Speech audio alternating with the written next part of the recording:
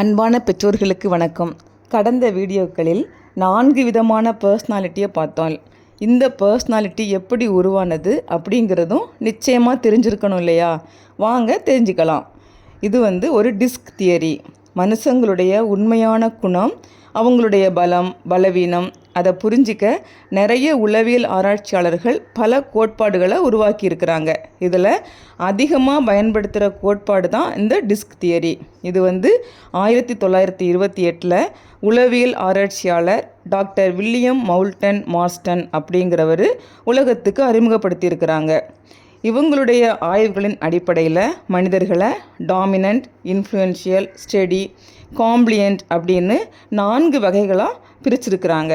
அவங்களுடைய பலம் என்ன, பலவீனம் என்ன, அவங்க சந்திக்கக்கூடிய சவால் என்ன அப்படிங்கிறத சயின்டிஃபிக்காக இந்த தியரி மூலமாக சொல்லியிருக்கிறாங்க.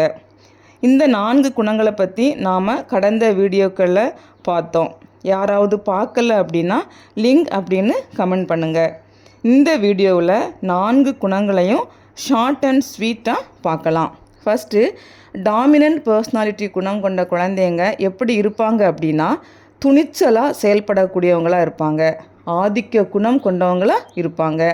இவங்கள நேச்சுரல் லீடர் அப்படின்னு சொல்லலாம். காரியம் சாதிக்கக்கூடிய ஆற்றல் இவங்கக்கிட்ட இருக்கும். அடுத்ததாக, இன்ஃப்ளூயன்ஷியல் பர்சனாலிட்டி குணம் கொண்ட குழந்தைங்க எப்படி இருப்பாங்க அப்படின்னா எப்போவுமே எனர்ஜிக்காக இருப்பாங்க. அவங்கள சுற்றி அவங்க இருக்கிற இடம் கலகலப்பாக மகிழ்ச்சியாக இருக்கும்.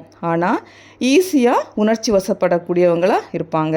அடுத்ததாக, ஸ்டெடி பர்சனாலிட்டி குணம் கொண்ட குழந்தைங்க எப்படி இருப்பாங்க அப்படின்னா அவங்கள விடைக்கும் உறவுகளுக்கு முக்கியத்துவம் கொடுப்பாங்க, மதிப்பும் கொடுப்பாங்க, நம்பிக்கைக்குரியவங்களாக இருப்பாங்க, எப்பவுமே நிதானமாக இருப்பாங்க, பெருசாக ரிஸ்க் எதுவும் எடுக்க மாட்டாங்க.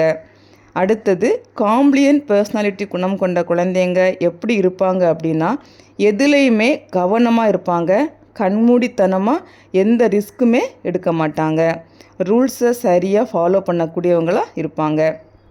இப்போ பார்த்தீங்க அப்படின்னா உங்கள் குழந்தைங்களுடைய பர்சனாலிட்டி தெரிஞ்சிச்சு அப்படின்னா அவங்கள ஹேண்டில் பண்ணுறது ரொம்ப ஈஸி ஆகிடும். பேரண்ட்ஸுக்கும் குழந்தைகளுக்கும் ப்ராப்ளம் வருது அப்படின்னா பேரண்ட்ஸ் அவங்களுடைய நேச்சரை சரியாக புரிஞ்சிக்கலை அப்படின்னு தான் அர்த்தம். சரியாக புரிஞ்சிக்க நீங்கள் உங்கள் குழந்தைங்களோட பர்சனாலிட்டி டைப்பை தெரிஞ்சிருக்கணும். யோசிக்காதீங்க, தெரிஞ்சிக்க ஜஸ்ட்டு நீங்கள் வாட்ஸ்அப் பண்ணால் போதும். குழந்தைங்களுடைய பர்சனாலிட்டி டைப் தெரிஞ்சால் பேரண்ட்ஸ் மட்டும்தான் குழந்தைங்களுக்கு ப்ரெஷர் எதுவுமே கொடுக்காம அவங்களுடைய இயற்கையான குணங்களுக்கு ஒத்த மாதிரி அவங்கள லீட் பண்ணுவாங்க, அவங்களோட உணர்வுகளுக்கு மதிப்பு கொடுப்பாங்க. இதனால் என்ன பயன்கள் அப்படின்னு பார்த்தோம்னா பேரண்ட்ஸ்க்கும் குழந்தைகளுக்கும் கம்யூனிகேஷன் நல்லா இருக்கும், வீட்டில் சண்டை சச்சரவு இல்லாமல் இருக்கும், வீட்டில் ஒரு நல்ல சூப்பரான ஹாப்பியான அட்மாஸ்பியர் இருக்கும், குழந்தைங்க உடலளவிலும் மனதளவிலும் ஆரோக்கியமாக வளருவாங்க. அப்படின்னா இது ஒவ்வொரு பெற்றோருக்கும் தேவையானதானே? கமெண்ட் பண்ணுங்கள்.